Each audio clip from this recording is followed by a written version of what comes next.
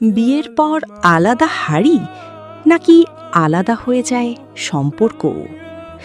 আজকের বিষয়টা শুধু একটি গল্প নয়, অনেক বাবা মায়ের নীরব কষ্টের বাস্তবতা। একবার মন দিয়ে শুনুন, হয়তো নিজের পরিবারকেই খুঁজে পাবেন। ছোটবেলায় বাবা কাজ শেষে ক্লান্ত শরীরে বাসায় ফিরেও জিজ্ঞেস করত, বাবা খেয়েছিস? আজ সেই বাবাই বৃদ্ধ বয়সে অপেক্ষা করে ছেলে একবার এসে বলবে, আব্বু একসাথে খাই চলেন।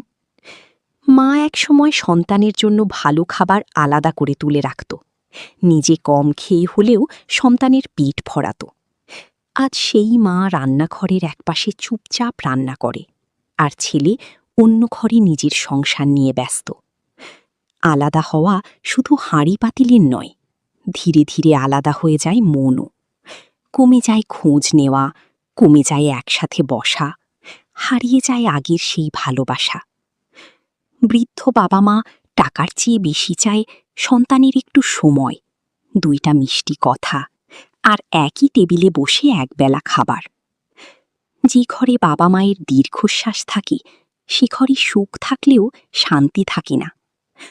আজ তুমি বাবা মাকে আলাদা করে রাখছ, একদিন তোমার সন্তানও তোমার কাছ থেকে একই শিক্ষা নিতে পারে। বিয়ে নতুন সম্পর্ক তৈরি করে, কিন্তু যেন পুরনো সম্পর্কগুলোকে একা না করে দেয়। বাবা মা বোঝা নয়, তারা আমাদের জীবনের সবচেয়ে বড় নিয়ামত।